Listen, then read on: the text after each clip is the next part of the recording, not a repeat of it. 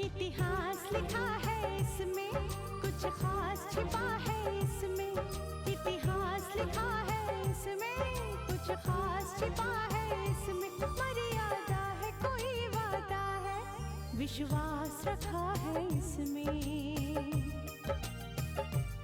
सात फेरों से मिला ये तो उपहार है, मेरा श्रृंगार है, मेरा श्रृंगार है, मेरा श्रृंगार है, मेरा श्रृंगार है। मंगलसूत्र, मंगलसूत्र, मंगलसूत्र, मंगलसूत्र, मंगलसूत्र, मंगलसूत्र, मंगलसूत्र, मंगलसूत्र।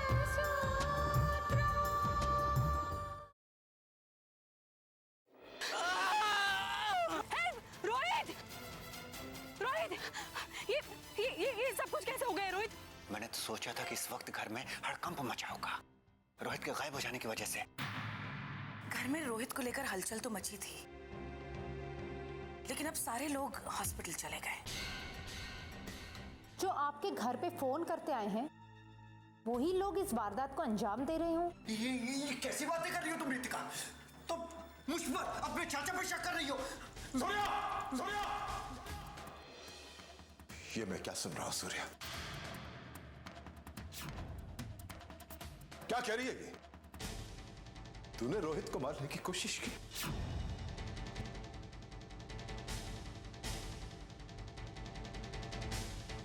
मैंने तुझे अपना सगा भाई समझा, कभी सौतेले की तरह व्यवहार नहीं किया तेरे साथ। तुझे अपने परिवार का सदस्य समझा, एक अहम हिस्सा। और तूने उसी परिवार के चिराग को बुझाने की कोशिश की।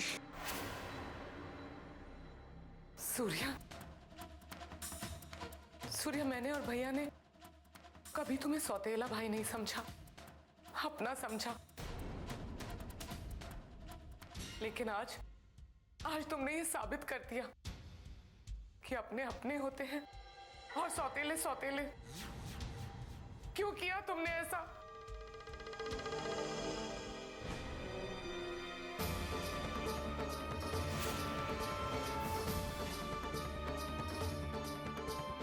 क्या दुश्मनी थी तेरी रोहित के साथ? क्यों उसे मारने की कोशिश की? किस चीज की लालच थी? अरे मुझसे कहा होता, मैं तुझे सब कुछ दे देता। खुदगर्ज! पापा छोड़ दीजिए, कानून को अपने हाथ में मत लीजिए। आप तो पूरी जिंदगी कानून पर भरोसा करते आए हैं ना, कानून को अपने हाथ में मत लीजिए प्लीज।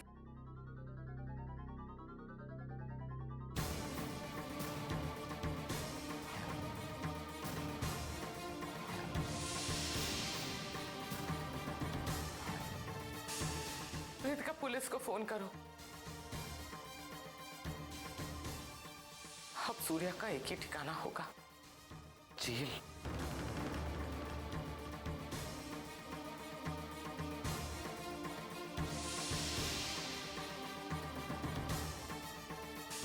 हमेशा हमेशा के लिए से सलाखों के पीछे डाल दो। अच्छे से सलाखों से छू कर आएगा। मैं तुझसे निपटूंगा सूर्या। जिस तरह तूने रोहित को मारने की कोशिश की, मैं कोशिश नहीं, मैं तुझे मार डालूंगा। चाचा,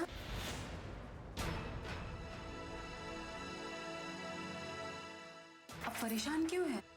नहीं,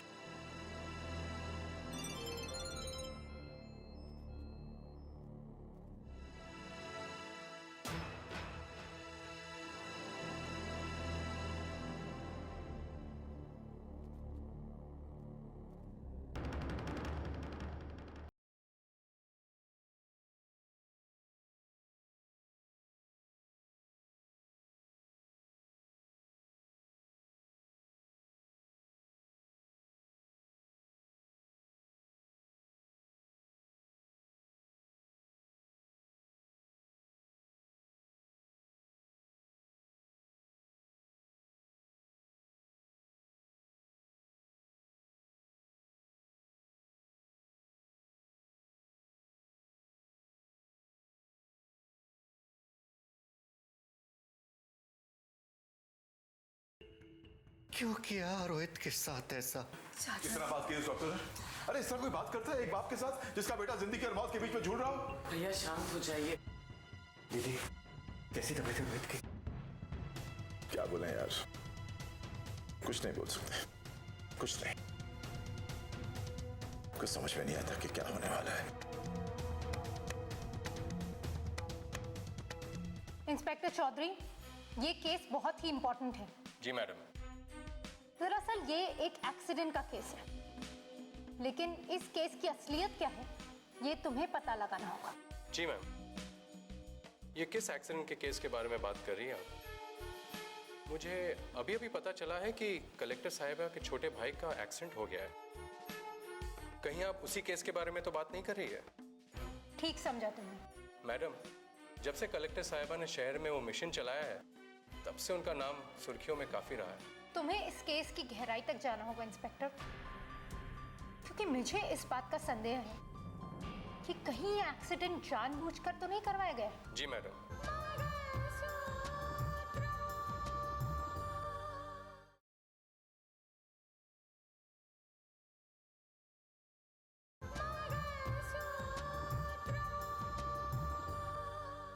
कि कहीं ये एक्सीडेंट जानबूझकर तो नहीं करवाया गया। जी मैडम। सबसे पहले तो ये जानना होगा कि उस घर के दुश्मन कौन कौन है, और फिर जिसका एक्सीडेंट हुआ है उसका दुश्मन कौन है। सिर्फ ये एक्सीडेंट है या फिर किसी ने उसे जान से मारने की कोशिश की? ठीक कहा तुमने इंस्पेक्टर। मैडम, मैं सोच रहा था कि पिछले दिनों कलेक्टर साहिबा को धमकी वाले कॉल्स बहुत आ रहे थे। कहीं ऐसा तो नहीं कि इस एक्सीडेंट का उन धमकियों से कोई ताल्लुक हो? कुछ भी हो सकता है। ये केस मैं तुम्हें सौंपती हूँ। जल्द से जल्द वो मुजरिम कानून की गिरफ्त में होना चाहिए। Okay ma'am.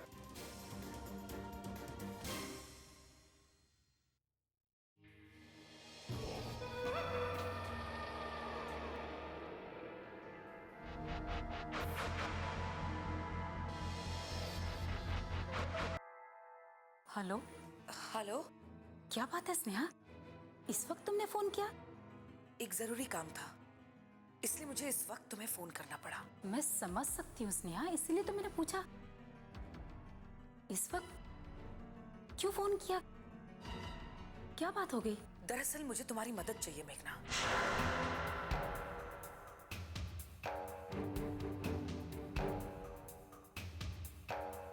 इस वक्त ऐसा कौन सा पहाड़ टूट पड़ा? कुछ ऐसी बात है मेघना, पहले तुम मुझे ये बताओ कि क्या तुम्हारे पास कोई ऐसा आदमी है जो हॉस्पिटल जाके किसी का कत्ल कर सके?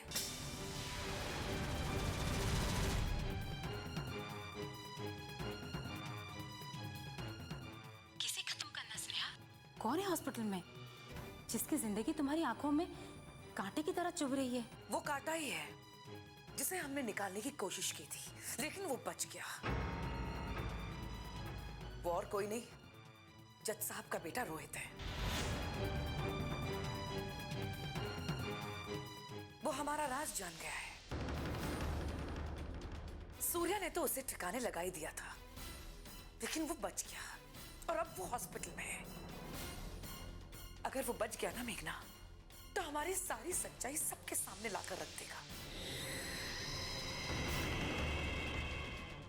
ओह ठीक है, मैं देखती हूँ क्या हो सकता है।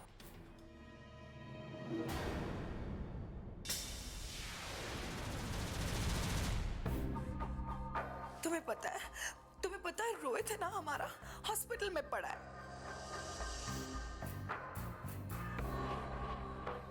घर कितना सूना सूना लग रहा है। तुम्हें ना भगवान से प्रार्थना करना कि हमारा रोहित हॉस्पिटल से जल्द वापस आ जाए।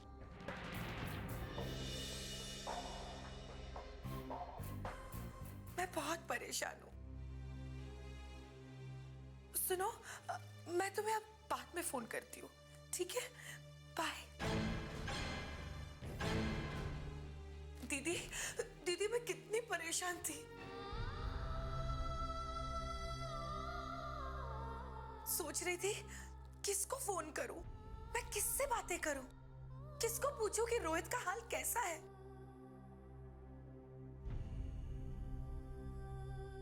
अब आप आ गई है ना, आप भी बता दीजिए। हमारा रोहित ठीक है ना? उसकी जान को कोई खतरा तो नहीं है ना? स्नेहा, रोहित की हालत बहुत खराब है। डॉक्टर को तो समझ में ही नहीं आ रहा है कि रोहित बचेगा भी या नहीं।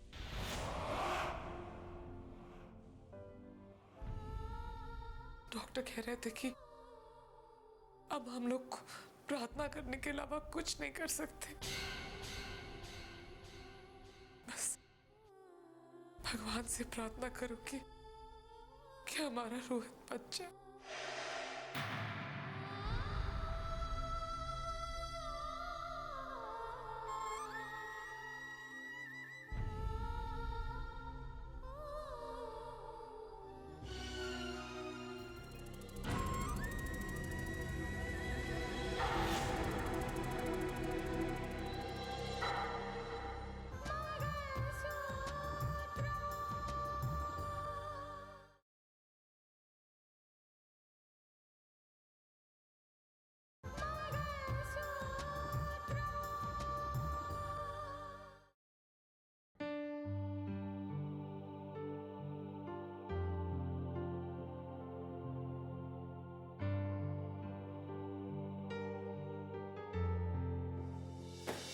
जैन मैम।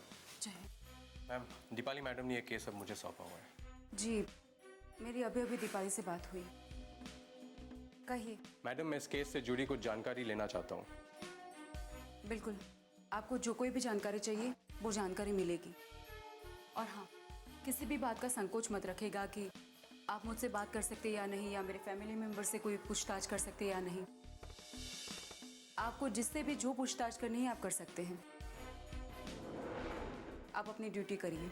पूछिए आपको क्या पूछना है। मिस्टर रोहित घर से कब निकले थे और क्या उनके साथ कोई और भी था? आप लोग जब मंदिर गए हुए थे तो क्या घर पर कोई भी नहीं था? इंस्पेक्टर, घर पे मैं था और मेरी वाइफ थी। हम वहीं घर पे रहकर रोहित का इंतजार कर रहे थे। मुझे कहीं जाना था, फिर मैं निकल गया। तो क्या रोहित उस वक्त घर पर नहीं थे? अगर वो घर पे होता तो फिर मैं उसका इंतजार क्यों करता? देखिए इंस्पेक्टर, ये केस बहुत ही उलझा हुआ है। एक तरफ उसका मोबाइल घर पे मिलता है, फिर वो घर पे वापस आता है, लेकिन हमें ये नहीं पता है कि उसके साथ कोई था या नहीं।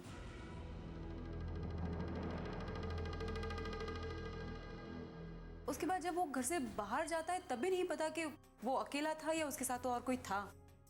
कुछ भी नहीं मालूम है हमें। तो मिस्टर रोहित का मोबाइल घर पर ही मिला और वो रोड पर घायल मिले?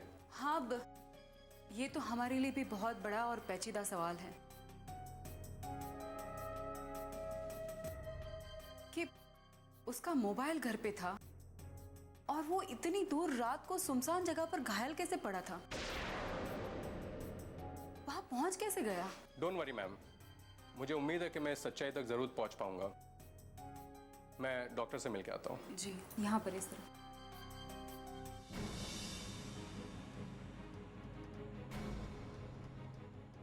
भाई जी, ये वो कोई जरूर पेपर है हॉस्पिटल्स के, इस पे साइन कर दीजिए।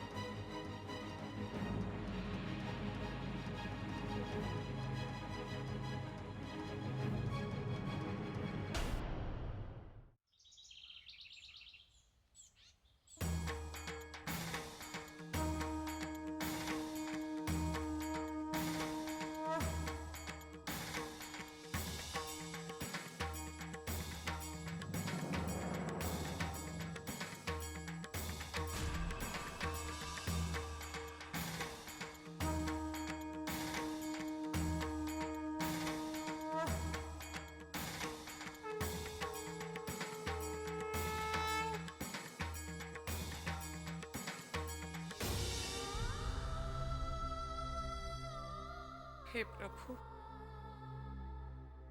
रोज इस घर में आपकी पूजा होती है आपकी आराधना होती है, आपकी आरती होती है। लेकिन प्रभु, आज ये आरती मैंने सिर्फ दिए के साथ नहीं की है, अपने आंसुओं के साथ की है।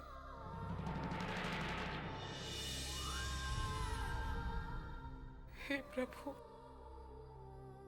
आप तो पालनहार हो, आपको सबकी खुशियों का ख्याल रहता है।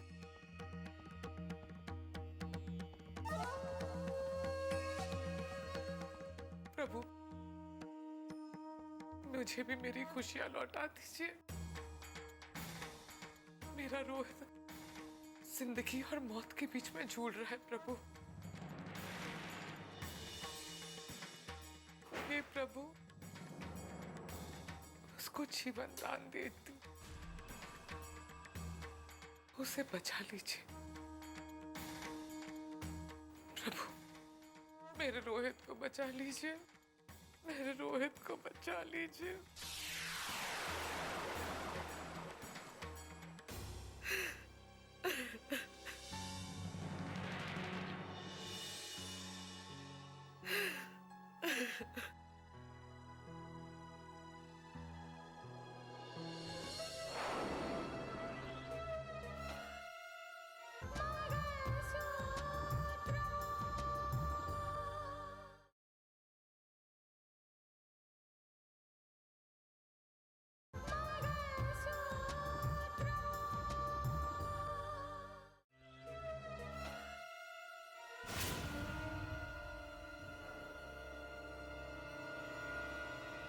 दीदी, सारी रात जागने में ही गुजर गई ना?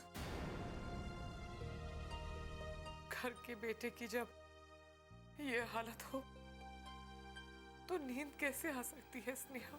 दीदी, क्या कुछ पता लगा कि रोहित के साथ ये हादसा कैसे हुआ? नहीं स्नेहा, कुछ पता नहीं चला, लेकिन मुझे ऐसा लगता है कि रोहित के साथ ये हादसा किसी ने जानबूझकर किया है।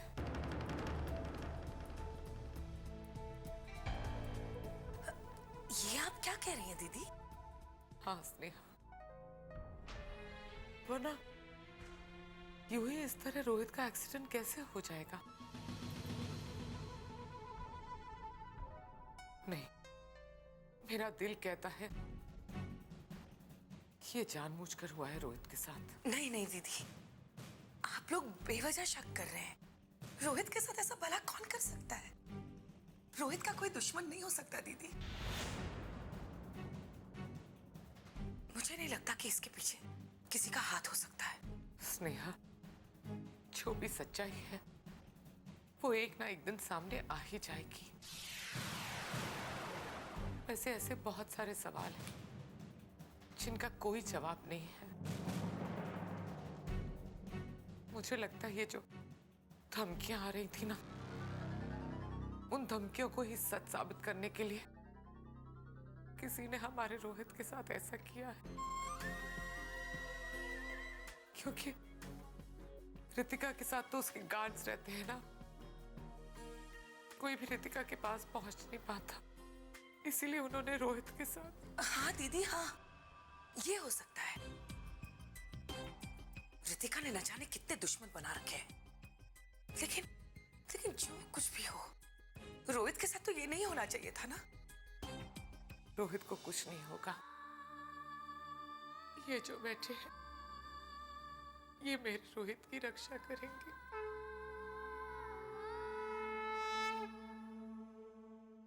और देखना, जिन लोगों ने रोहित के साथ ऐसा किया है, उनकी सच्चाई भी सामने आ जाएगी।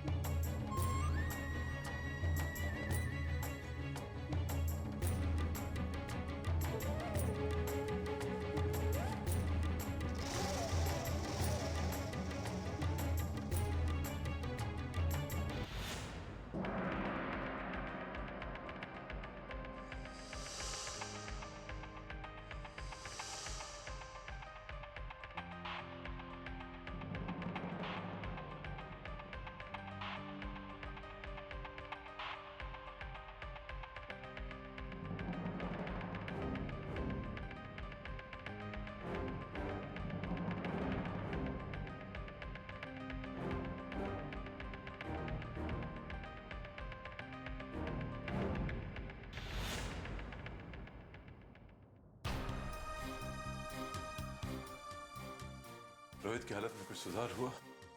देखिए, फिलहाल तो कोई सुधार नहीं है। उनके शरीर में कई जगह फ्रैक्चर्स हैं।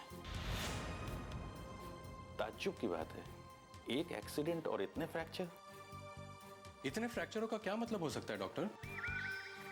देखिए, एमआरआई रिपोर्ट देखने के बाद ये लगता है कि उनके सिर और कमर में भी गहरी चोटें आई हैं।